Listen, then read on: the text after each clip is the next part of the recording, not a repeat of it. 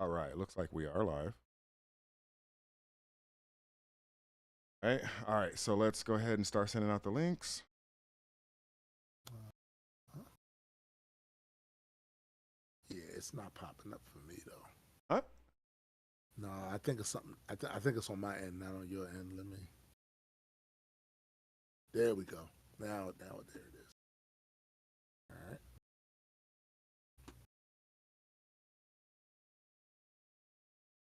Share this.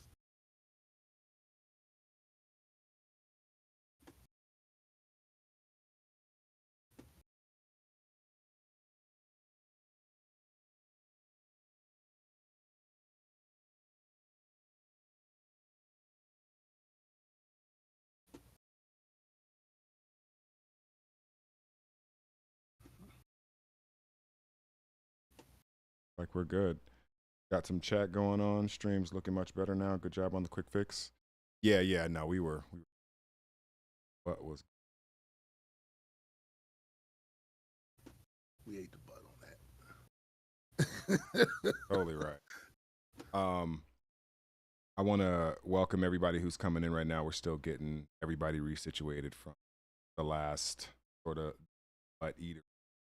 This is gonna be a pretty unique stream as we're starting kind of a new series where we're using OBC to explain the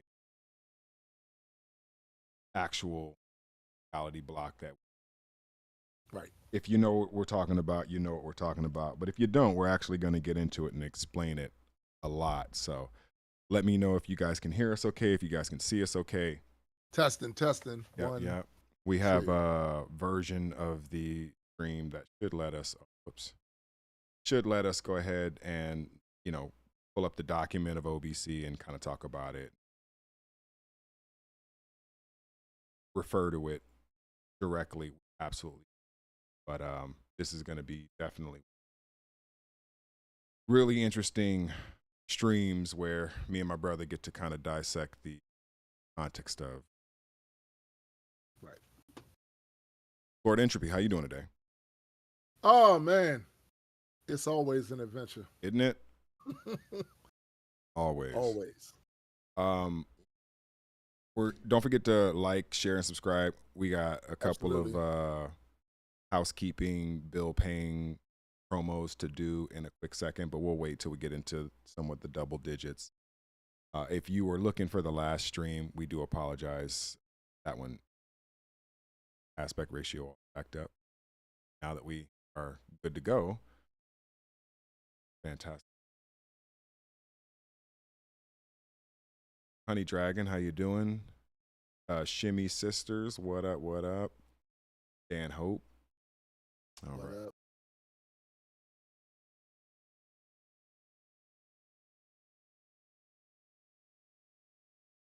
So the first question, I guess, that we can kind of get into is why a title like this, where we know there's going to be interested in this particular topic. But the thing that I feel like OBC does, it really allows for conversations to take place at a level that allows you to entertain the idea of things that you entertain, specifically the idea of gods and creations, everything that goes ontological. Yeah, it's one of the reasons I love fiction so much. And I have noticed over the years, there have been people who started out in the lane that we started out in, doing the skeptic community thing, that I felt like pushed their skepticism to a point of cynicism by not even wanting to entertain fiction about that stuff. And some of the best stories Yeah. I've seen come from Greek mythology dealing with the gods, Norse mythology dealing with the gods, and even from a Abrahamic standpoint. Some of those stories are great fiction.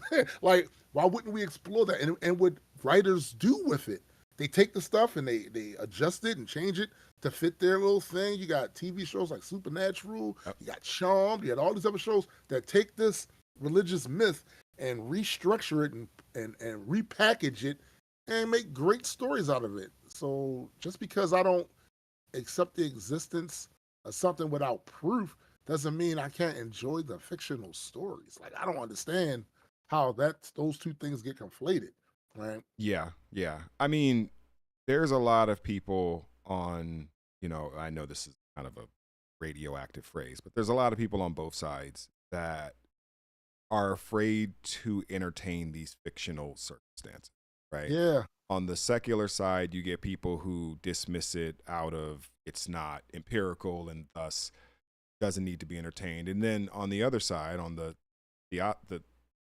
theological side, you have people who say this doesn't show glory to my creator and therefore I'm not going to entertain it. right. So it really does have to do with, I guess, what side of the ontological argument you're on. And I with agree. OBC, you don't have to be on a side, No, no, right? you don't. You don't have to be on a side. With OBC, it allows for all of these many possibilities, the greater than infinite amount of potentialities. That shirt is dope, by the way. With this one, Yeah, dog, that shit is ill, too ill. But just this idea of entertaining a greater than all amount of potentialities within that block, or just throughout the Omni with all the different configurations you can have of meta nature, then it's like we're going to entertain a lot of different concepts. We're going to entertain a lot of different fictions. We're going to entertain a lot of different realities. Some of the realities, your God is perfectly true and all powerful and does what have you fun think with it should that. do. Have fun with that. Right. In other realities, that God is a worm And a in weenie. in a weenie. You know what I mean? Like that thing is like literally nothing. It is insignificant. And so we want to explore both those sort of potentialities There and are everything in between. entities. There are entities out there that belly laugh at your God. Right. They Right. belly laugh. So if you have any questions about this, go ahead and you guys can sort of ask. But what we're going to cover today with OBC is the concept of it explaining creationism, right? So if you believe that reality requires creationism, requires creation, then I think you'll have a lot of intellectual and cognitive fun. For those who will see this video for the first time and never even heard of Majestic Comics. Hi guys. We are a comic book publishing company. Um, our main flagship title currently is Extropy and Entropy. Yep. Um, Great story that deals with a lot of different concepts, but specifically, it is a a physical manifestation of this very uh, theory of everything we have here called OBC. You'll see things play out. Some of the things that we go over here play out in the story. Um, Yeah. Interested in that, these sort of things, you can go to majesticcomics.shop and pick up issues 0 and issue 1, and soon it'll be Issue issue two. 2 in there Yep. as well. Absolutely. Um, as we go ahead and get started, I'm actually gonna, if anybody who knows, big Norch guy, so I'm gonna step out for like 15 seconds, hit a quick Norch. We're gonna go right into the foundational concepts and then sort of articulate the topic of today's live stream. So, Tombstone, if you want to hit them, Absolutely. I some got some stuff stuff, for 'em. absolutely. So also just a heads up, um I'm going to be doing some videos about characters you guys have not yet been introduced to, much in the same vein as I did before issue 0 when I did the series. They explained the major characters in the story. I'm going to do the same thing now. There are, well, eventually when I'll do these videos here on this channel, um, there are characters from the reality that if you read issue 1 already, the reality that our main characters find themselves in, there are a bunch of characters there that you guys are going to need to get to know. Um, they're very important for the story and for this arc. So characters like who the president of the United States is there, um, the ops, so to speak, the allies that Gray and Malik meet and eventually wind up forging some sort of alliance with to help them get home. And at the same time, they have to help them with the issues that's happening there on Earth. All of these individuals are going to be people that I'm going to do videos about. Uh, give you guys a heads up so they're not complete strangers to you when we first introduce them in the book. You have at least a basic understanding of who these important characters are. Um, as for me, I absolutely love creating characters. That's my thing. Worlds, characters, the story aspect of it, all of that. That's my shit. So Oh yeah, yeah, there's a reason you're the chief editor. You love storytelling, man, and love it. you come from comic book, so I feel Yes, like there's no one better to sort of make sure that we have consistency in plot point, storyline, all those different kind of things. Definitely. All right, you ready absolutely. to get started? I am. All right.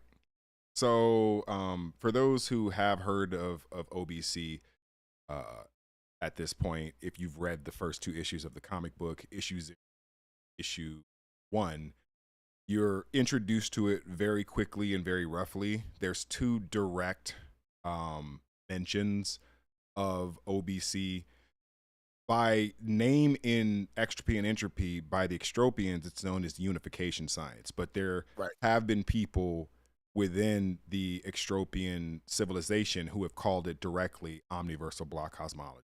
And the most famous person is No Tears Again.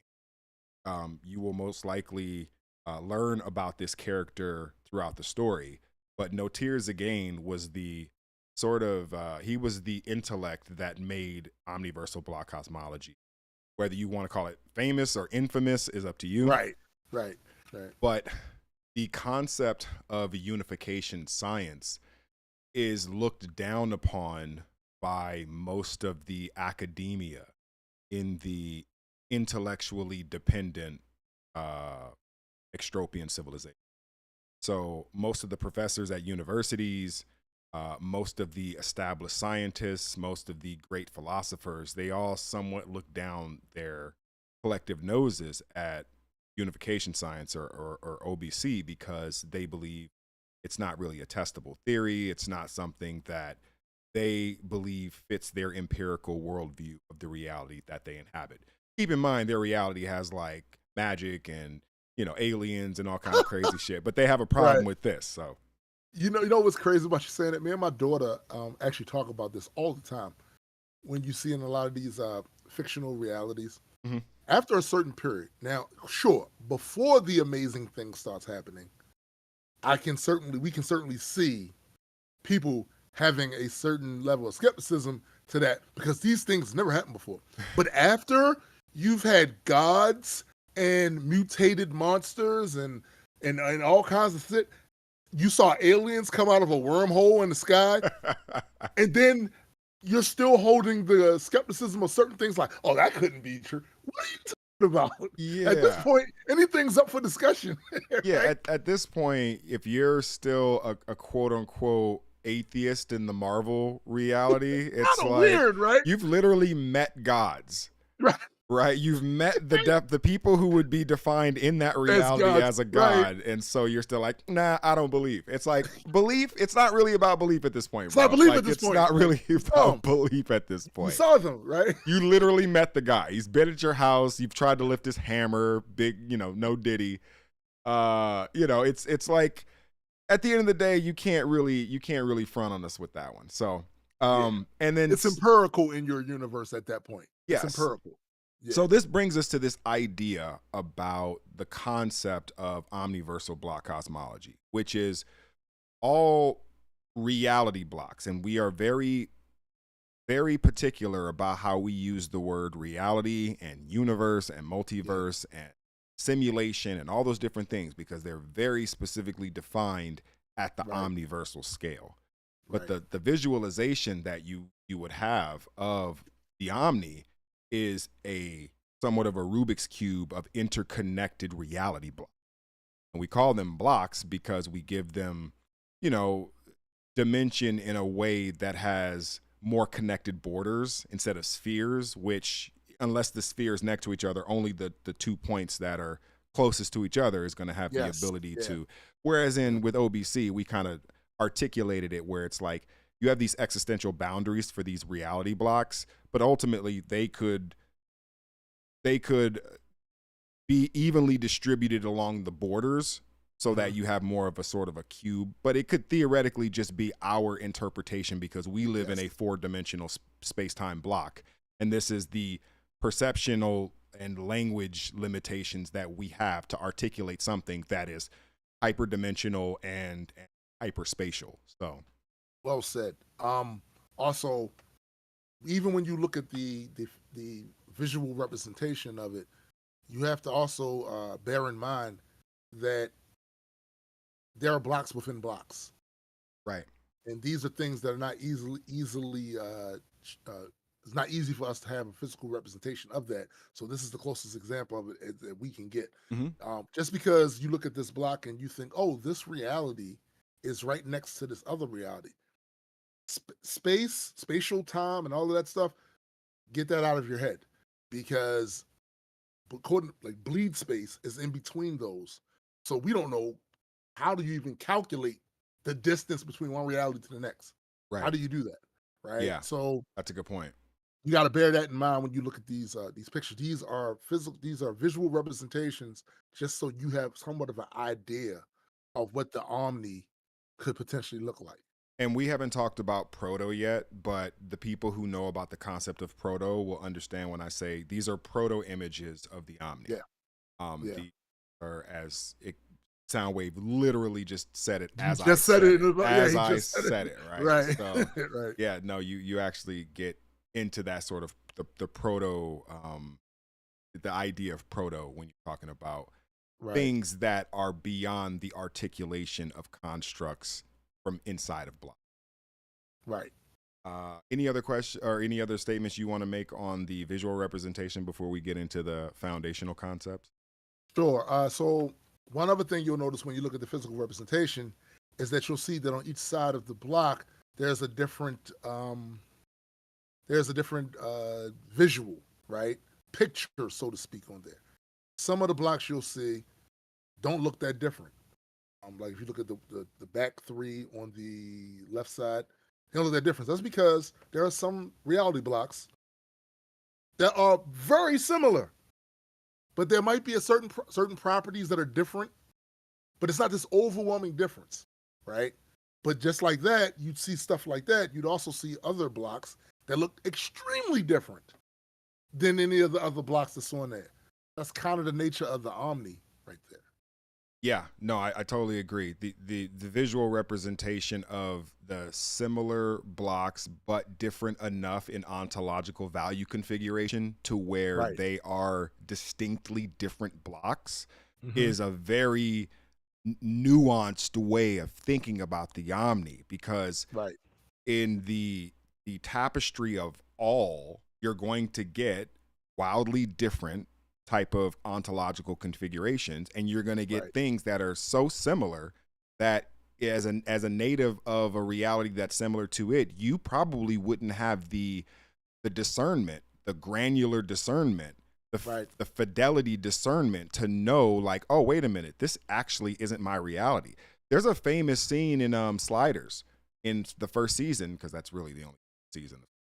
But I hate to say that, because this whole thing is because Sliders dropped the ball and shit the bed with their IP. But there's a scene in Sliders in one of the later episodes of season 1 where the Sliders think they make it home. Right. And remember, he's like, oh, my mom's there and everything. And then he goes to open his gate and he expects a squeak, but that squeak isn't there. And he's like, the hell? And then as he's going into his house, he sees that his dad, who has been passed away now for a while, is very much alive. And his mother has very much been with him the whole time. And he's like, wait a minute, that this obviously isn't my reality, but the sign that he got was that the gate didn't squeak like it did in his reality. So little things Right. like that, you may not be able to tell the difference, the discernment of this reality block to that reality. Right. Soundwave asked the question. He said, "Are there any blocks that would be 100% identical?" Okay, so my answer to that, my interpretation of Omni in this particular description is that there's probably within blocks similar layers of ontological distinction. So you have similar realities that are made up of the ontological configuration values that have been decided through the meta nature sort of proto architecting spectrum that sort of allows for the configurations to take place. But to say that there are blocks that are 100% distinct, what we're actually talking about when we say those blocks, we're not talking about the nested realities from within those blocks. We're talking Yes. about the blocks that ultimately have such a distinction in difference between other blocks in the Omni that they would count as their own distinct block themselves. And I don't think that if there are identicals, they're probably so far in distance in the Omni that they may Yep. be unreachable even through existential tunneling. It reminds me of one of the multiverse theories that has been bandied about. Has is not block related. It's not. It's basically the universe is so large that there potentially is infinite amount of chances for things to happen, which means that somewhere so astronomically far away from this world, there is another world just like that with the same people, type of people on it, and all of that other shit. Right. Um, like that's one version of it. This is the Omni. So yeah, like Gray said, that block that might be 100% identical would be so far away Right. from from each other that, and even then, how could you tell if it was 100%? That's true. Because we're talking all the way down to the quantum level, 100%. Well, and then even if that is the case, here's the okay, so let's try to calculate the likelihood, the Mm-hmm. percentage likelihood that you could get the ontological values identical to another, right? Right, right. So, how many variables would you have to calculate values for, right? Let's start with at least 6 or 7 of them, right? You have Mm-hmm. quintessence, potentiality, which is essentially the same sort of construct, but how it's distributed and its concentration is going to Right. determine, other things.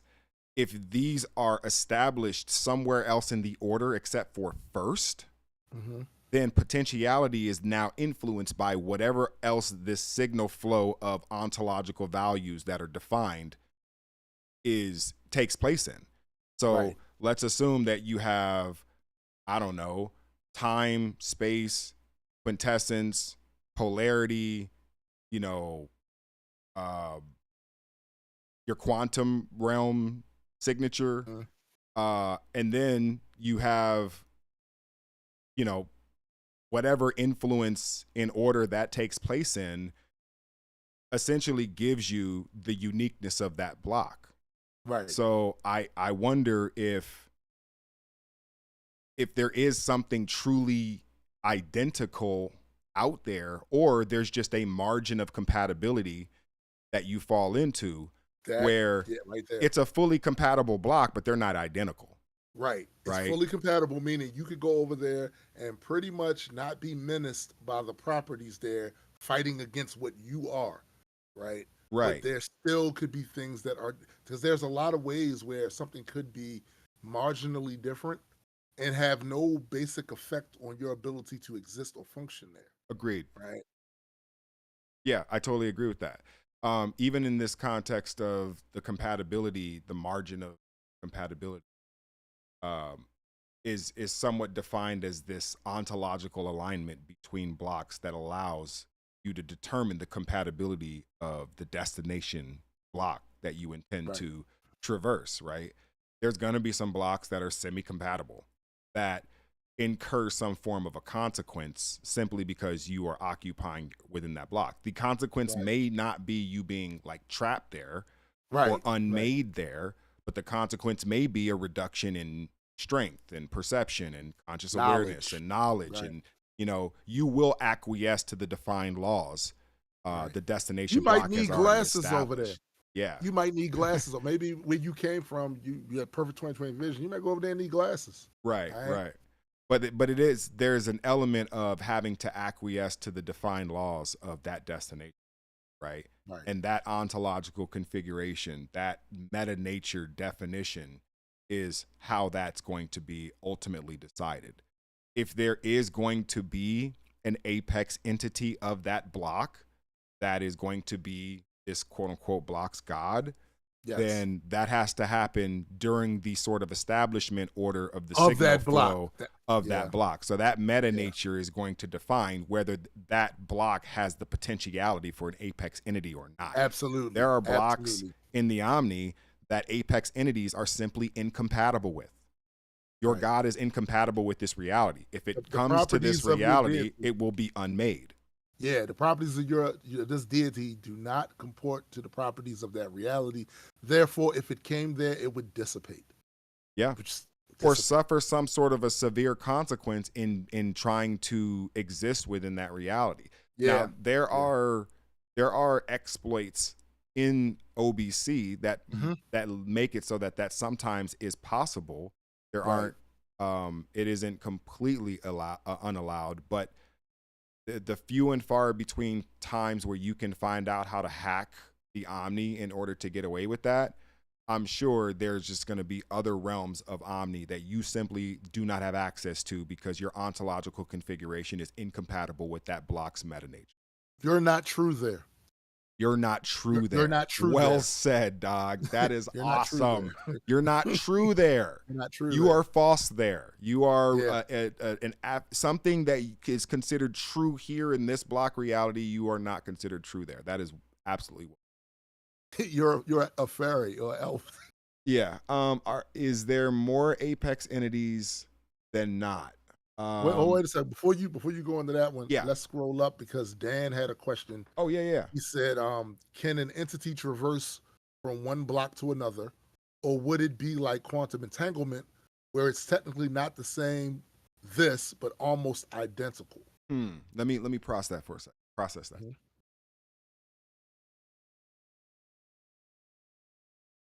Okay, I'm just going to take the word entity to mean anywhere on the sort of. In fact, we have to be very specific with entity we're talking about. So let's go into the hierarchy of entity. Okay. Because I feel like that It's appropriate. should is because we're talking about that today. But in the hierarchy of entities, you have a circumstance where there are certain things that the Omni just doesn't allow because of there's only one value that occupies the class of Omni. If an entity isn't all, and I mean all of the alls, it could never truly understand Omni in totality. And we've established that there is no entity in the Omni that can understand the Omni in totality. Right. All entities. There's no God of the Omniverse. Absolutely. There is no God of the Omniverse. There may be gods of blocks and realities, and where they are supreme in that reality, maybe multiple blocks. That also is true. But as far as an Omni level entity having complete and total influence over the Omni, does not exist in OBC, will not exist in OBC. Completely it's not true there. Right. Not true there either. So then on the other side of that, though, you have the concept of no beings coming from null. For those who don't know, null is non-existent. We haven't really gotten into that much, but we'll go into that one day where we dive directly in. But there are no beings that can come from null. You aren't being thrown into null. There are places in reality that are void of, let's say, positive potentiality actualization, but those still have some inherent underlying quintessence value, even if it's a smaller concentration amount. That just doesn't yield actualization of positive potentiality. And I'll go even further than that. Any fiction that you've seen that attempts to utilize null as a place that has beings that's a thing Yep. is inherently contradictory. Yep. They are misunderstanding what null actually is because the particular block those characters come from don't really have an understanding what null actually is. This includes Marvel with their null character that's supposed to made the symbiotes. There's nowhere in the world null came from the void where there's nothing, yet he still managed to create a sword and cut heads off celestials. No, Right. no, Right. no, that's not null. That is something else that they're referring to that as null, but it's not true null because there's literally things there. Right. And the concept of null that we've defined, like we really went out of our way to define the concept of null and what it actually means so Right. that you can't accidentally use it. You can't, there's really very few ways that you can justify using null. And I Yeah. would argue to Lord Entropy's point, they don't have a proto understanding of Right. null. Right. They think they have a true understanding of null, which actually is contradictory in very nature as a Yeah. construct of the block Right. that you're in. So Right. to me, it's like I completely agree with you. Any IP out there playing with null that doesn't define it the way that OBC defines it is inherently contradictory because False. It's false. you're not using language, in my opinion, the way that it would be necessary to properly and precisely articulate what null act. It's not true there, and the reasons for them doing that are sure their attempt to be artistic, their attempt to, for the benefit of their story, to pull some sort of emotional connection to the characters of awe and all of that. That's cute. We like it. I like the story, but that don't comport with what OBC. It just doesn't. You can't be from null. This Yeah. this object cannot have been created in a state of null. Right. Right. It can't. Yeah. There's again, I always feel like there's an aspect of language that has to be qualified and disclaimered as you're talking about things in OBC, and that's why the Right. concept of proto is so important and may end up having to be moved up in the power rankings of like Yeah. order of Yeah. digestion, because the concept of omni is inherently is unable to be articulated in totality by any entity Anybody. inside the block. Yeah. Multi Including us. Eternals, we can't do it. Multi Eternals Right. can't do it. Bleed space entities can't do it. Ascends can't do it. Right. There are no beings that can totally articulate the omni. So I do want to go back to Dan's question though. Are there beings that can traverse from block to block? The entire story of issue 0 and issue 1 is how that happens, Yes. right? If you look at what Gray says, you can look above in the actual behind the screen in the image that we have up, where Gray Page 1. says like, Page 1. what if I told you that our universe was one of a multitude of cosmic value sets, networked as an ever-existing hub of interconnected realities? He's going off of Zagane's notes, right? Right. We talked about Notir Zagane earlier as this character who was the influence for Gray to study OBC. Right. Notir Zagane, his entire idea was that reality was this hyper network of blocks that can be articulated through OBC. So ultimately, what being has traversed from block to block, you're seeing an example of it in issue 0 and issue 1, because when Gray's machine, his unification device, is struck by the entropic force energy unleashed by Lord Entropy in that fight that they have at the end of issue 0, spoiler alert, that is what basically triggers the existential tunnel that sends them into the reality known as the G universe, right? And they end up on a planet that's similar to our Earth, but different history, different, obviously different ontological values in that reality, compatible with their reality, but probably not ours. Right. And so you have this sort of scenario where omniversal block cosmology and the manipulation of the quintessence energy that underlies and is the very substrate of everything within all is exploited to produce a consequence where two entities from one block are literally thrown into another. Also, because the way we typically use entropy as a term in the story, uh, that chaotic energy is the reason why the existential tunnel. One of the reasons why the existential tunnel wasn't stable. Right. It's not like Gray put in an address, right? So Right. we're going to this particular block. Theoretically, had Malik not done that, it may have been a stable tunnel, Right. and Gray could have studied it and figured out and all this other stuff. But as it turned out, the situation turned out, that bit of chaos was just enough to destabilize, and they ended up someplace that Gray did not account for Right. because it's not like he put the address in. Yeah, there was no there's something in OBC, omniversal positioning, where you Yes, can basically use the ontological values established in Fox meta nature, plot a course from your reality to a to their reality. compatible neighboring Mm-hmm. reality. And there are some realities that are more compatible than others and less compatible than others, but they're even hack that if Mm-hmm. of certain types of awareness that we established in consciousness awareness depth. But yes, I think to answer his question, right, beings can traverse from block to block. Yes, they can. They can. Listen, I can't give you a number of how many beings have done this. This is the goddamn omniverse, right? Right. Good point. I can't give you a number, but yes, uh, and as Gray pointed out, an example of that is what happened in issue 0 and 1. Um, Now, I think the second part of his question was, uh, would it be like quantum entanglement, where it's technically not the same this, but almost identical? Uh, I think quantum entanglement refers to the concept that you can entangle subatomic particles to where yes, actions incurred upon them are acted upon or transferred instantaneously, right? yeah, Basically invalidating the speed of light of information. right. That being, It's my fault. I go didn't ahead, mean to cut go you off. I ahead. was just saying that it was we actually utilized that concept of quantum entanglement with the Entropics armor. Hmm.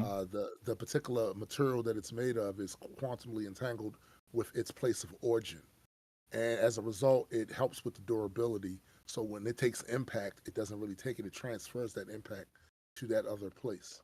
But yeah, go ahead. Yeah, and there's levels of quantum entanglement that, and we call it quantum entanglement because that's the sort of basest uh, scale that we see this take place at. But it actually Right, entangles throughout the omni. You could right, argue that there are levels of omni entanglement where through quintessence, because quintessence is a I want to say omnipresent. It's a ubiquitous. The word I'm thinking of is really ubiquitous, but an right. omnipresent substance that exists literally everywhere in the omni, just at different concentration.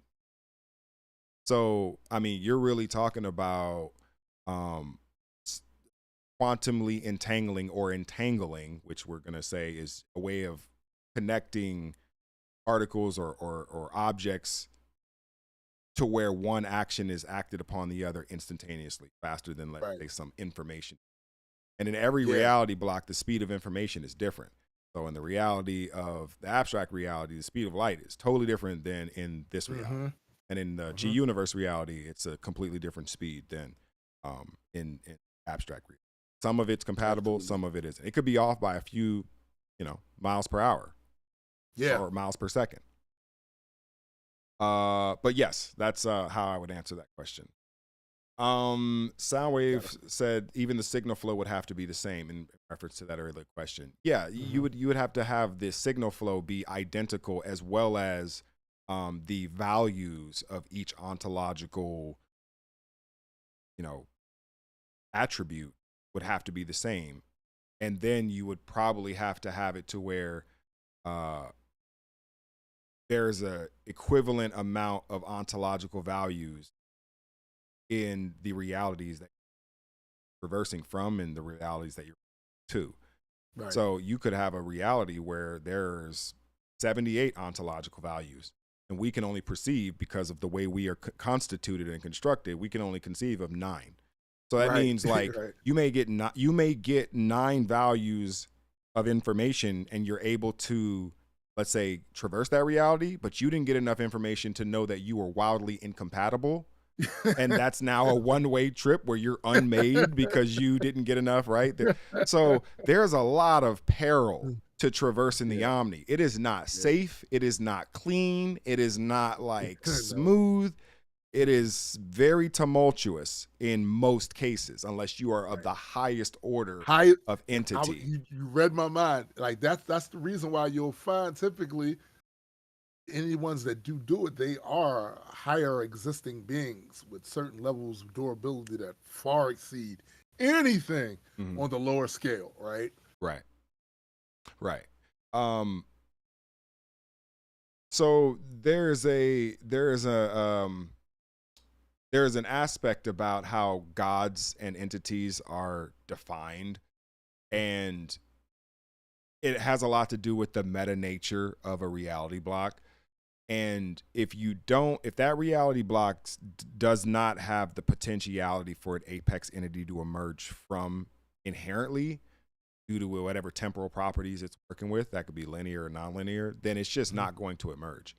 Yeah. We have a quaternary potentiality system where you could have, things that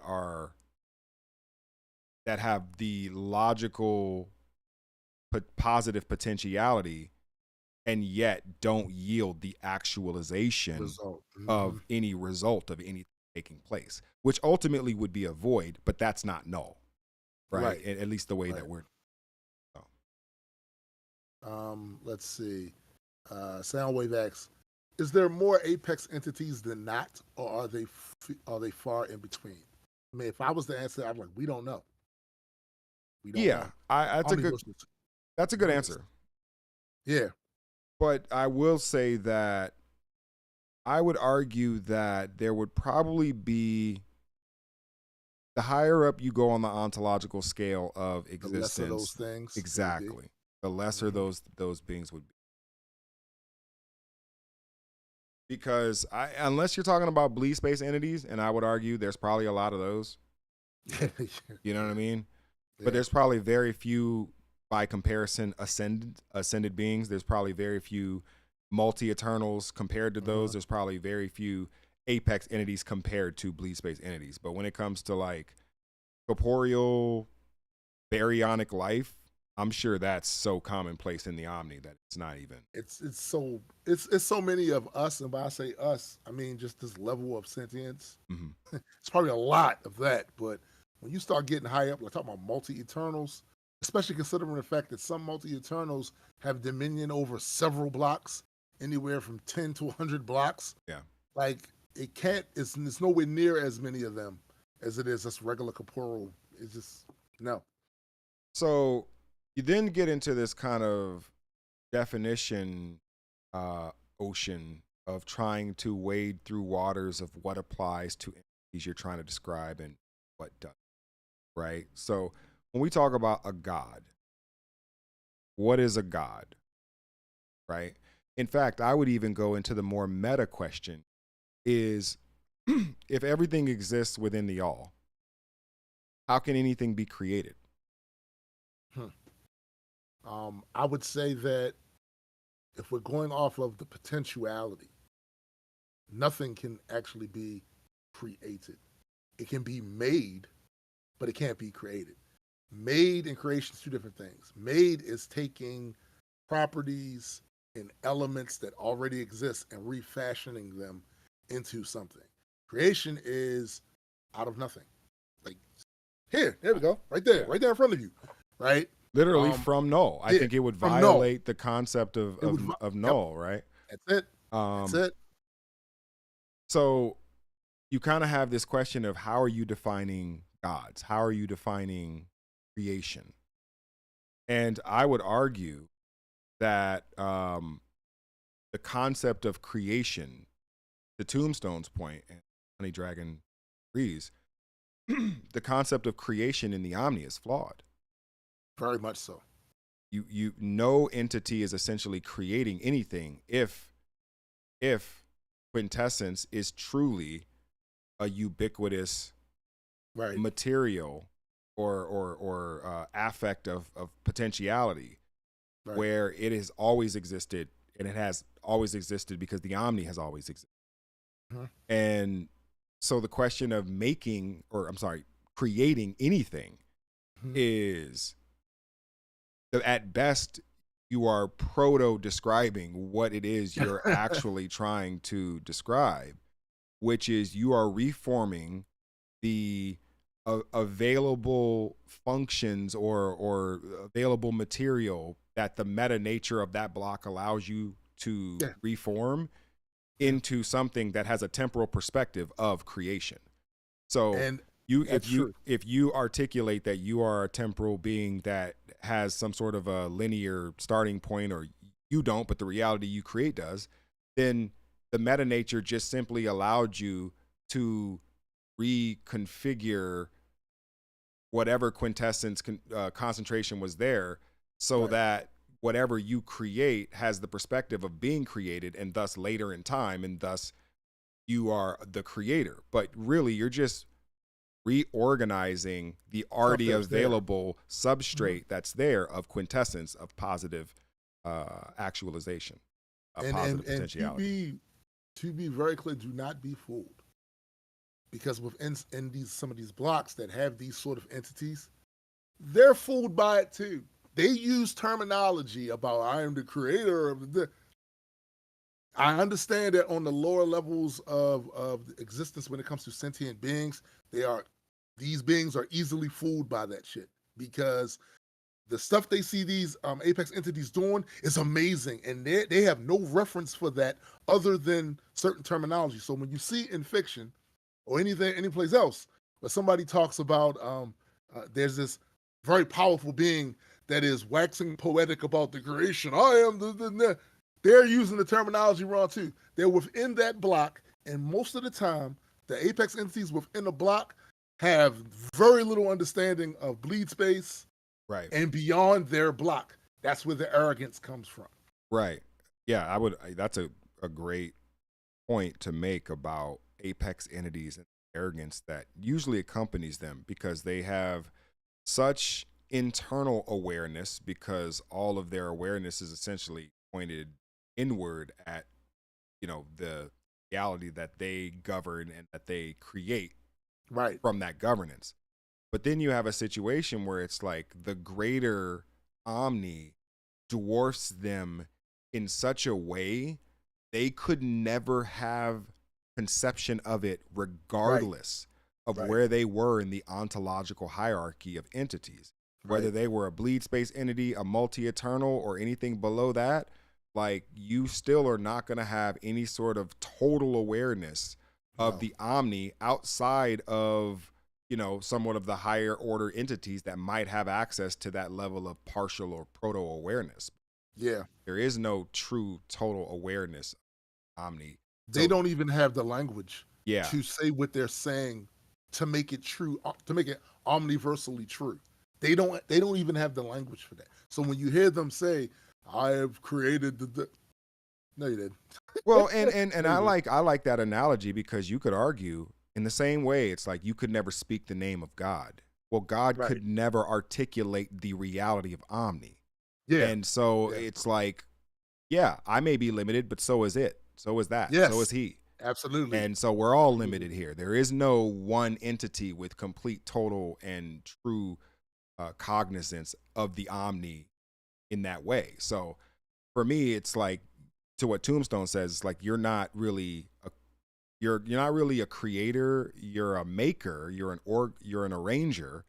You're, a composer. You can compose a particular type of music, but Yeah. you aren't, A, the only composer in this symphony, and B, you aren't even the biggest, the baddest, or the first chair.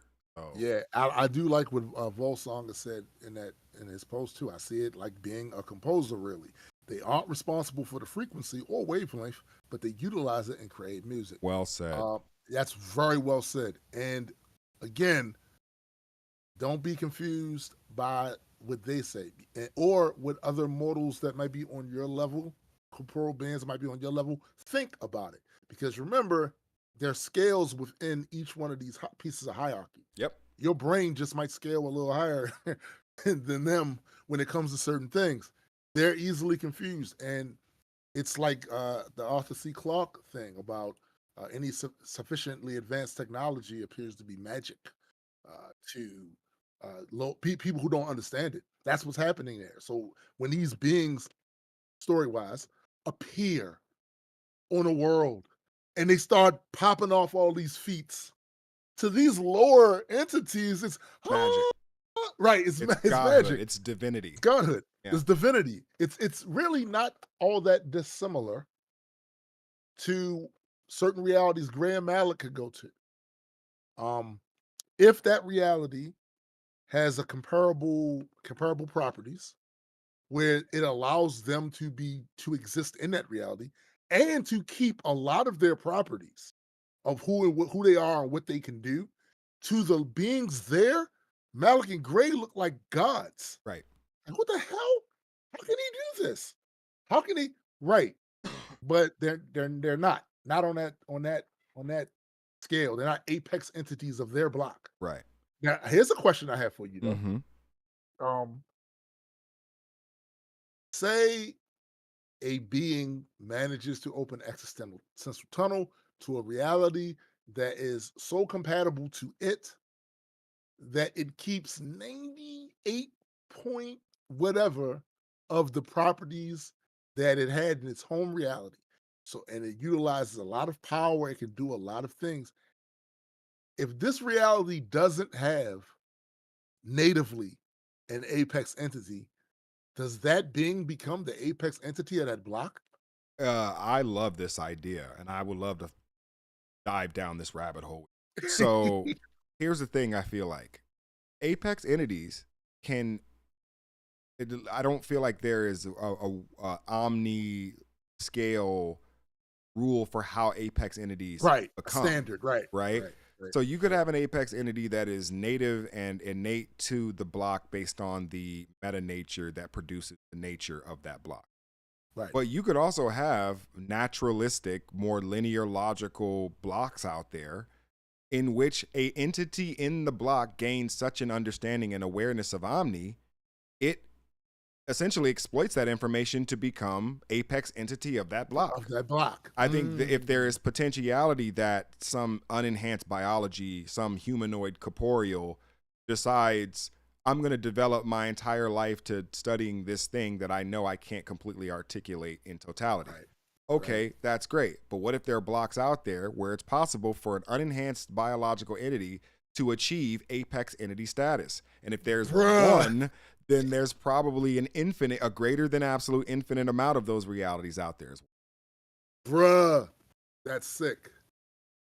See, Right? I'm a story writer. I'm a fiction writer. So I'm thinking all kinds of the wheels turning. I love it. That's sick, bro. Yeah, yeah. That's I sick. mean, it's crazy. You said it, and I didn't realize it when you said it, but it's the greatest plot device ever created. It is, bro. Volsog asks, would they not be infinitely usurpable, limited only by the scope of their ability to interface with that block and manipulate it? What do you mean? Would they not be infinitely usurpable? You mean the gods of those blocks? Could they not be beaten or taken Oh, down? well, yeah. I mean, there are entities of we call apex classification that believe themselves to be truly indestructible and unconfrontable by Yeah. any entity within their host block. Right. But there are entities that are magnitude in ontological order greater than them. So far, so they can't even conceive of them in the way that we are unable to conceive by design of Right. the apex entity of the block. Now, to your point, would they not be infinitely usurpable? I think there are going to be a multitude of entities, near greater than infinite amount of entities that probably have the ability to confront an apex entity and have the ability to usurp that power in a lot of ways. But no matter how many apex entities you usurp in power, you wouldn't still have some, you're not going to gain omni level ontological No, or no, dominion. no. And actually, we can say that it's happened because in Greek mythology, the Greek gods usurped the Titans. The Titans were the apex entities of their block. They had children. Kronos had children who he realized he was told from a prophecy, hey man, your kids are going to kick your ass and take over. So he decided to eat them. He thought he ate Zeus, but he didn't. He ate a stone instead. Zeus was carted away to some place, taken care of, raised. And when he got to a certain age, he helped to unleash his brothers and sisters, and they took down the apex entities of that block. Now, if Omniversal block cosmology is true, there is a block somewhere where that actually took place, right? This is technically the situation of there were apex entities there, they were in charge, they were the big dogs, and then some other ones came along and kicked their asses, Yep. and then they became the big dogs. Yep. And I like this idea that you're not going to get, anything higher than, let's say, abstracts who are going to run into other abstracts who are completely identical in power. Yes. So somebody's got to win out. Somebody's got to win. So if they do confront each other, there are very few stalemates. There's usually a winner and a loser, because there's some reality out there where an apex entity or a multi-eternal can exploit that reality to unmake some sort of aggressive entity. Even bleed space entities will use blocks of reality that are uncompatible to MEs and AEs, to where they will weaponize incompatible reality blocks. We've created stories where, yeah, dog, like this thing will use an incompatible reality block to unmake something that is supposed to be unconfrontable, Right. So Discord asks, no tears again. Actually, it depends what you're talking about. Let me give an example. The bottom scale of the hierarchy of beings are people like us, right? So in some of these universes, these people, through whatever means, technology, magic, whatever, they enhance. They go up a tier. To give you a more relatable example that you probably would know what I'm talking about, take a Tony Stark. Tony Stark's a regular dude with a way above average intelligence, particularly in engineering and shit like that. He creates his armor.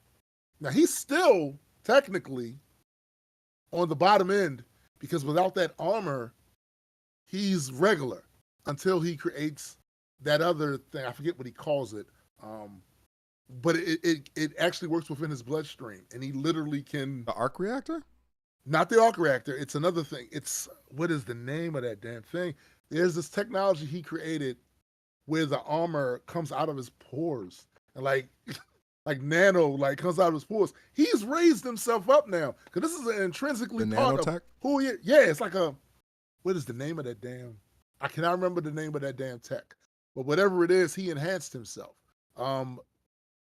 Take any other character you would name in comic books that Spider-Man was at one time regular. He was a regular guy. Then he got bit by this radioactive spider, and now he's bench pressing shit 80 tons. Right. And has precognition to attacks and shit like that. He went up a tier to enhanced being. Right. Yeah, we do have it to where, you have this sort of unenhanced biology to sort of superpowered or enhanced biology through whether it's technology or magic and sorcery or whatever the external influence actually is. Doctor Strange. Right. Constantine. Right. That's another one. Yeah. So yeah, so gods are very interesting in how they're defined and how they can be reached. To answer that question, I think there are gods or apex entities that were once quote unquote mortal people, Yes. men and women. Hmm. And yet there are entities that were innate in their nature because their realities, meta nature, allowed for that to be the logical truth. Yeah. Yeah. Even though it was an illogical positive potentiality. Right. So, And a lot of those typically start out as the oldest living things in their reality. They fashion the properties there, and then create, make stars, mhm. planets, whatever, and the possibility for sentient life to emerge. Thereby, they feel like they get the right to say, "I created all of this," but you Right. really didn't. You used the They're proto properties that was creating. there.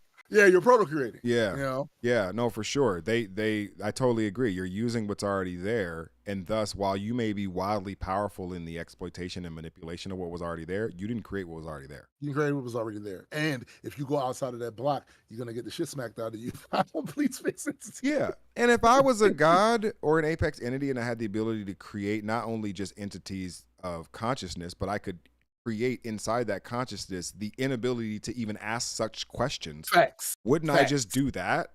To Yes. where you couldn't even Absolutely. ask a question that invalidated me because all questions lead to the positive affirmation that I exist. Of what I exist. Yep. Yep. Yeah. Yeah. So maybe there are gods out there that allow that. I want to take this time. I mean, we're about in the middle of the show right now, and I want to do a cheap plug, Mick Foley style, to our Patreon account. If you guys have not checked out some of the stuff that we release on our Patreon account, and the fact that we love sneak peeking songs Mm-hmm. and issues and art Mm-hmm. and stuff like that over there, it really keeps the company moving forward, and everybody who has been subscribed for years now at this point, we really Yeah. greatly appreciate the fact that you guys rock with us and you Absolutely. guys make it possible. If you can, we would greatly appreciate it. If you can't, totally understand. Maybe when you can, you'll Absolutely. Volsong. That makes me wonder a lot about what happens if one were to decompose. Is matter or consciousness conserved, or can it actually be Oh, destroyed into oblivion? Oh, I'd love to that talk about that's all right. So in the abstract reality, there is a concept, at least among the entropics, everybody calls it something different. Of the AG Goth, where sentient entities that pass on, their consciousness just gets recycled. But before it gets recycled back into the block, there's a transitional period, and that is where the AG Goth is. For the entropics, it literally means like they're lords, they're past kings. They use a certain form of necromancy. They can communicate with them. However, it is frowned upon because one, if you are a leader of the entropics, and it's viewed that you are leaning too heavily into the advice of previous rulers, like what are you doing? Like like what do you bring to the rule to the reign? If all you're doing is just regurgitating the stuff that they did, right? So it's not something that's done a lot. But this is part of entropic lore. So other civilization species, they may call it something completely different. it. Mm. But that I think is kind of the thing about consciousness being conserved and then being recycled, like in some fashion. Yeah, I think, I mean, we're talking specifically about um entropic lore and how it works Yes. even in the abstract reality. But I would start the conversation about consciousness with the CPV, right? Mm-hmm. Which in OBC there is a aspect about consciousness, that potentiality value of consciousness. What is how likely, how potential is consciousness within this block's meta nature? Mm. Um, I think every block is governed by this sort of value that has to be defined at some point in the logical configuration of that block. So you have a situation where that block is either more influenced by a conscious agent or less influenced by a conscious. Mhm. And I mean at the universal level. Right. So then you have a consciousness that comes earlier in that ontological configuration, and thus can decide things like how time operates, Right. how space operates, you Right. know, how the quintessence is configured, because within its domain it may have that sort of property, that sort of ability. Right. So to me, consciousness is defined differently in each Each reality block. block by something known as the CP, which is the potentiality value.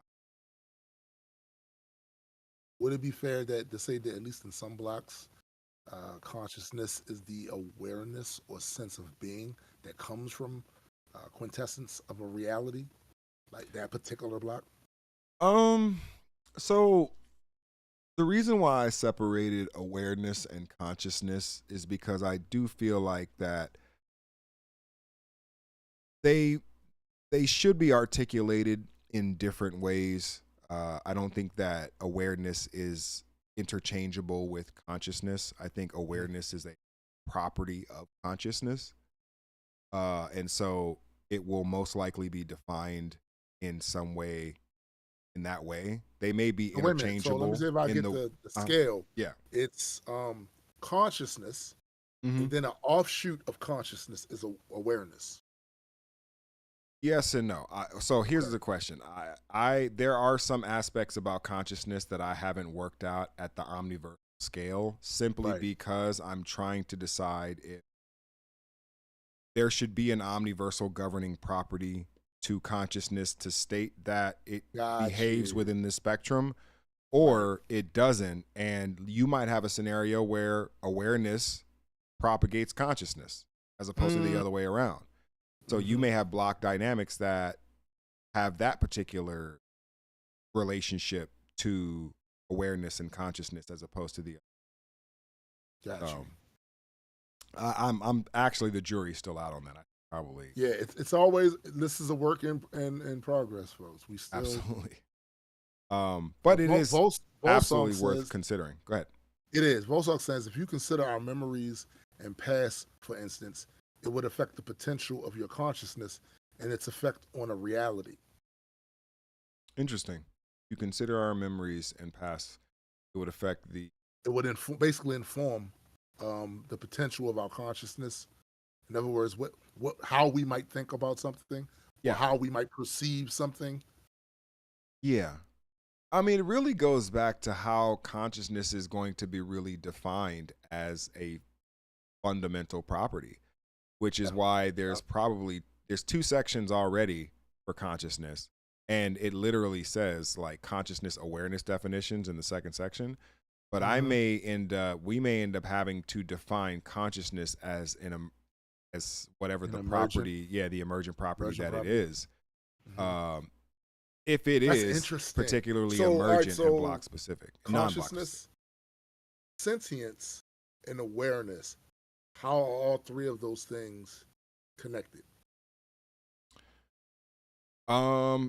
Man, that's another one. That's a really good question. So sentience is in another. It's I think sentience and consciousness are more interchangeable than awareness and consciousness, Mm-hmm. or Mm-hmm. awareness and sentience. That's my own personal Mm-hmm. assessment of that. But since I like playing more in the waters of the sort of, space and time and logical dynamic, instead of the more philosophical and Mm-hmm. less defined consciousness walk. The vagaries. Yeah, Yeah. it's so vague to try to articulate and nail down what you think consciousness actually is, Right. outside of being something that is agentic. That's the one thing I can confirm about consciousness, is that it's agentic. Mm, right. Outside of that, Right. who knows how it's propagated or manifested? Who knows like what blocks reality decides how consciousness is configured and wired, how it operates? What we do know is that consciousness tends to be, for the most part, agentic. It will act in its own agency. Right. or act on its own agency. However it decides to act, it is conscious enough to decide for itself how it is to act. So, So is there a duality then? Because you have consciousness and then you have subconscious, which is more connected to involuntary shit. So is subconscious a substrate of the consciousness? In other words, is it like an underlying emergent property of conscious? What came first, subconscious or the conscious? ooh, I like this. So we did a thought experiment a couple days ago, a particular reality that cheap plug. You should probably join our Majestic Comment Discord. Yes. But in the OBC section, I had articulated a reality that had multiple ontological layers, where in the highest ontological layer, you had the most fidelity of experience in that reality. As you traverse downward into the lower ontological levels, not only do you have less fidelity in how you experience that reality, you're also experiencing something that has happened later in time. Mm. The higher order ontological layers exist earlier in the temporal in the timeline than what is going on in the lower layers of reality. Therefore, what if consciousness worked the same way? If the highest fidelity experience is at the highest layer of the ontological stack, then your conscious, like your experience, would not only be lessened and less clear, and have less fidelity, but it will also happen later in time with a lower conscious awareness, because your A consciousness is fuzzy lower state. in the, yeah, it's It's a lower in fuzzy the state. stack. Right. Yeah. Okay. I mean, All right. that would be my interpretation of it. Like, I like it. I like yeah, it. and that's one reality. Volsong says, I view subconscious as a different tier or quantum state, even. Because he starts off by saying, I'm starting to think of it as a collective sum of potentials. Um, Omni or no, consciousness. no, no. Oh, Consciousness, okay. sentience, and awareness. Okay. Yeah, again, this, we have to be careful with OBC, because in essence, anytime you define something that could be only definitive in one reality block, you It have can't, to, yeah. yeah, you have to articulate that in a way. That's why I love the concept of proto, because you can qualify that at the very beginning. Say, Mhm. we understand that we aren't able to have this conversation in reality, but any definition you give of essentially anything has to be omni applicable. Right. Can't be something that is applied to one block under one meta nature circumstance. Especially with the nature of this particular OBC document, Hmm. because its focus is the omni. Right. It does mention individual blocks because individual blocks make up of the omni, but it's not specific. Like, it's not here to be, like, for instance, you look in the gods and deity section, it doesn't mention names of specific deities. It Hmm. doesn't mention names of that because it's meant to be a all encompassing text that describes omniversal stuff. Mm. So yeah, these smaller things are left to be defined within those blocks, right? But what's ever happening in those blocks does not is not the overall definition of what's happening in the omni. Right. Like the omni has its own temporal mechanics Yep. that are it's not what you'll see in a block. Whatever the way time works in a particular block might be different than the way time works in another block. But the Omni has its own temporal mechanics, Yep. its own time. It's all in a state of now, all of it. Yeah. There's no concept of construct of time at the Right, omniversal scale. It's all now. It, right, wherever, whenever exists in the omni, essentially in the same place. right. Um, what determines the amount of essence in a block? I like Wow. this question. It's a great question. Wow. Wow. So Wow. the quintessence distribution throughout the Omni deals in a lot of ways with the way that numerical values are defined. So ultimately, you have this concept of the apex value. So the thing about OBC was we introduced a value in OBC known as Omni, and it is a class as well as the sole member of class of numerical value. Right. And what it does is it acts as a container for all other values. It acts as a blueprint prototype for numerical value itself. And it is never it is never approached by any version of it. In Right. fact, you could make an argument that the way we describe it is the distance between Omni and the greatest, what I call absolute infinity, is greater than the distance between one and the largest infinity that any entity in the Omni can conceive of. It is just simply beyond the scope of any definition of infinity. Or there's a quote in the document that was made by Nortir Zagain where it said, "At the end of eternity, Omni waits for infinity's arrival, which never comes."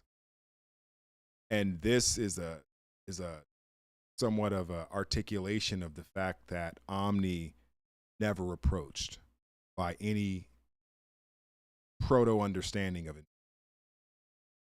So you have this value of Omni, and so within that class of all value, you have the anything lower than that articulation in value amount of quintessence distributed throughout the Omni. Mhm. So you could have an absolute infinite amount of quintessence in a block, and you could have one quintessence, piece in one block, right? Like you could literally have just one quantized increment of quintessence in a single block, and everything in between. Mm-hmm. Discord says, correct if wrong, but I think I remember something about Q value varying throughout the block. But I would imagine that for a universe like ours, the overall Q value would have to be nearly infinite. I don't know. I don't think it's a calculatable number.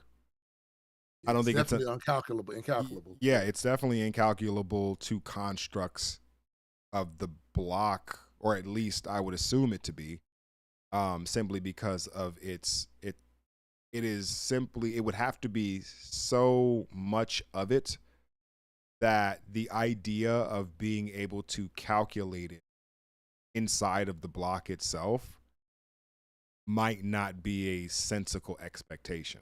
And we don't even have the tools currently Mhm. to identify or calculate it. Volsog says Omni is essentially the master array of realities, if I'm interpreting correctly. I like programming analogies because we tend to emulate what already is. Yeah, I mean, if I can kind of draw back to my old, I think that's an Mm-hmm. accurate, The master um, array of being a realities. master array, and it gives you this sort of ability to have any configuration within that definition, right, of numerical value be an identifier for a block of reality. Right.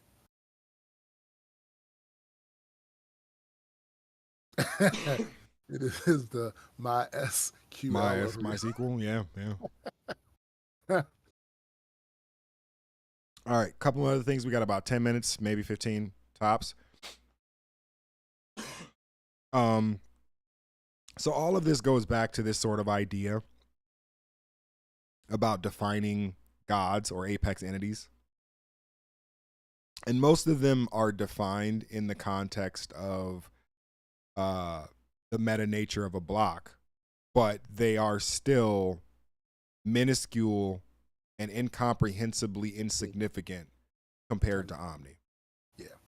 And I think scale is the thing that we need to always keep in mind Yep. when we have these discussions, because it's really easy to be fooled when you exist on a lower scale by an apex entity.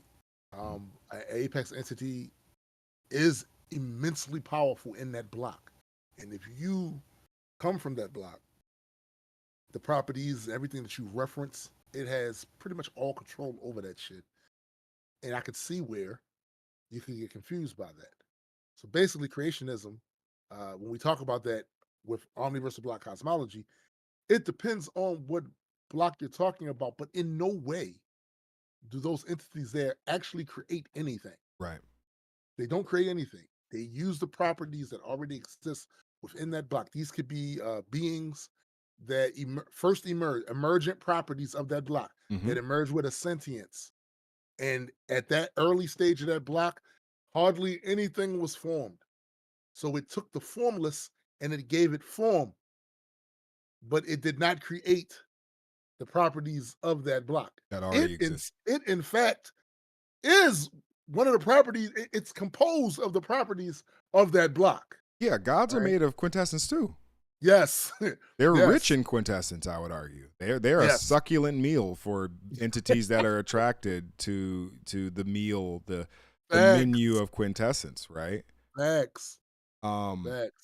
yeah, So they're so to be clear, I just want to finish this yeah, off. yeah. Even in this reality, where people have these religious conversations and they all debate about, oh no, my God is this. Oh no, my God is this. Within OBC, Mhm. you are being fooled because this thing is not the bound. Even if this thing is a multi eternal, if the thing that you're talking about is a multi eternal, there's still a limit to the amount of blocks it has dominion over. It's Limited. not this omniversal, because that's just not true of the omni. Mhm. Yeah, to your point, I was just gonna say, omniversal temporal mechanics kind of preclude the notion that they can create, because if all times exist in a state of now and all realities exist in a state of now, there was never a true time of beginning Right. from the omniversal perspective. There was Right. always a version of that reality that just existed, and depending on where your perspective is in that block determines what you perceive as a sort of linear order of events when it came to creation. So In other let there be words, light for you, yes, right. happened in the past, Right. but let there Right. be light as well as every other temporal event in that block is and exists forever, even Yeah. if there was a mechanism to get to that point. Yeah. In other words, it it lied the first time it said in the beginning. Mm-hmm. It lied as soon as it said that. Right. In the beginning. Like Yeah. There was no beginning. That's a great point. It right, lied right. from the very You first lied in the word. very time it said Yeah, that's that. a great In point. the beginning. Let's see. Second to last question. Mhm. Are quintessence required? Is quintessence required for a block to be a block? Are there blocks Oh, with zero or close to zero? Also, would blocks be considered the same size? Like on the Rubik's cube, they're the same size but more dense. Yeah, I think as far as the cube, the Rubik's cube, the density and configuration of quintessence of that block is a little bit more important than quote unquote size, which may yes. be a consequence of perception in It's a the limit block. of Yeah. it's the limit. It's a limit here. Yeah, So size is a limit here. yeah, so the concept of size is a block specific attribute. I don't think that we should look at the size of the block so much as they represent a interconnected network of boundary definitions, right? Because remember, there are a bunch of infinities. There are There there are are a more bunch of infinities than than there are, I guess, infinities, and so that's why the apex value of Omni is so important because that's where all these infinities fit. Right. But is quintessence required for a block to be a block? Let's start with bleed space first. Bleed space is realms in the Omni that they're interspatial realms that have a lower concentration of quintessence than reality block. Let's say that reality block I talked about has one increment of quintessence within it, and it's considered a reality block. Well, bleed space could have one increment of quintessence among a trillion reality blocks. Yeah. And quintessence is so valuable. It's so scarce and in such low quantity in bleed space, that bleed space entities, essentially, it's like throwing blood into the ocean where sharks are essentially going to know that, well, there's an extreme concentration of quintessence energy in bleed space that just attracts me. So if you're an apex entity or a multi-eternal, you're not going to bleed space like that. I was just about to say that, because it's like a fucking beacon. Yep. It's a beacon. Your quintessence rich ass is out there in the bleed, and it's going to be sensed by a multitude of bleed space. And it depends on where you are, but it's dangerous. Yeah. It's dangerous. Yeah. Not only is it dangerous, but that's where your sort of eldritch abomination horrors come from that are incomprehensible. Right. They're incomprehensible because there's no definition so that they may be comprehended in bleed space. There aren't things that are defined, merely just suggestions of logic and reasoning, which can be ignored if so chosen to by the entities. Oh my God, that's such a great point, because when you if you go back and read any of H.P. Lovecraft's stuff where he talks about these incomprehensible eldritch abominations, that's what he's talking about bleed space entities. Yep, that's exactly right. He's exactly right. Like I couldn't have said it better. The ancient abominations of time and space, because they're older than the comprehension of the puny mind of man, is to me a proto description of a bleed space entity in bleed space.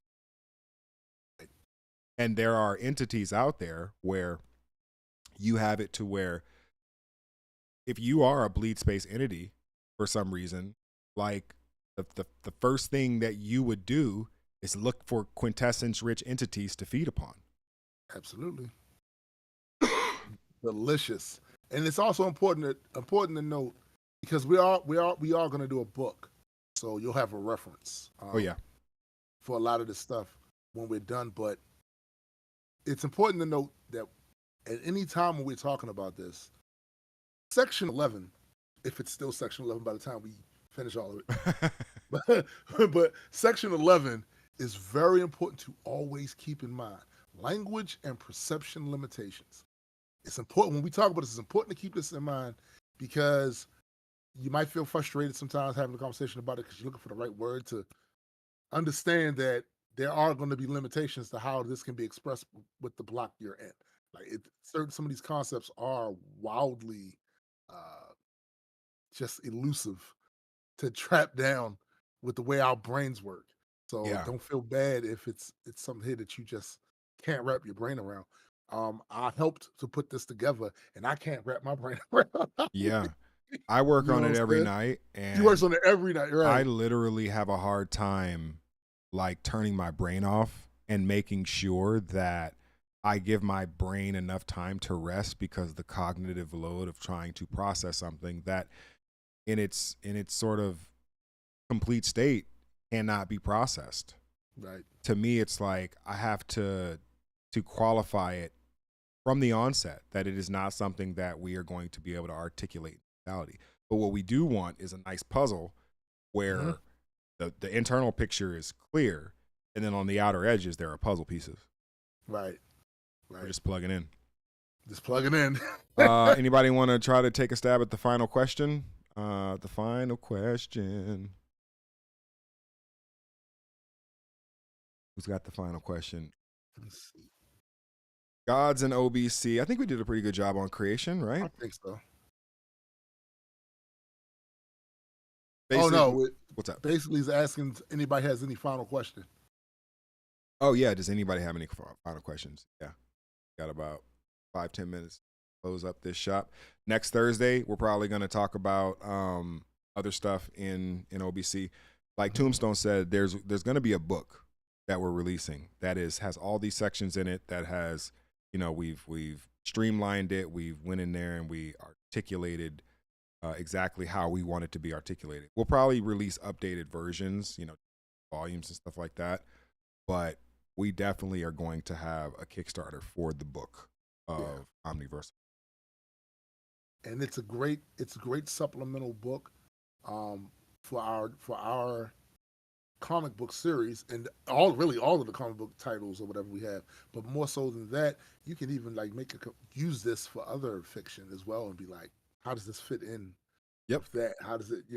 And we're gonna do a couple of versions of it. It's gonna be one that is the unfeathered, just the really big one, and then it's gonna be the one that's a bit more layman friendly, Mhm. with some of the terminology. But there will be a glossary in both, right? So Yeah, no, I like the idea of having one that is a deep reference manual to OBC, and then one that's more of a layman sort of, hey, I just want the meat of what you're trying to explain in the most right, simple kind of way, and then none of the super in depth articulation about. absolutely. So thank you, everybody. Great questions. Great questions They were from amazing. everybody. Don't forget to share Yeah, this if you're watching this later in time in history. Obviously we rely on grassroots sort of people sharing this, and our main base of demographic of people to propagate our particular videos. We would appreciate it if you did. If you already have, thank you so much. Don't forget to subscribe. Don't forget to hit like button, and we will be back next Thursday. We'll probably be hmm talking about some other higher order content. Today was cool because we chose, OBC explaining creationism. Too, like there's a lot of people out there who are creationists, and I'm sure this is an interesting topic for them. So next week it might be time. The other week it might be the quantum reality. It might be might be dream, causality. It might maybe be dream. causality, It could right? be entropy, the margin of compatibility. hmm Like it could be so much stuff. There's so much stuff in OBC and all consuming. Any final thoughts, Lord Entropy? Uh, Once again, for those of you who haven't, go check out majesticcomics.shop to get your hands on merchandise as well as the comic books, issue 0, issue 1, and soon to be coming issue 2. Kickstarter supporters, we have not forgot about you. We are still working towards getting the book done. Once we get that done, we will let you know what we have to do. We're going to do it the same way we did it last time, where we're going to give you your codes and all of that stuff, and you go to the website and you handle your business there. So that's how we're going to do it. We got you guys. Yep. It's going to be an interesting rest of the year. Absolutely, absolutely. Thank you guys so much, and we'll see you next week. Peace, peace.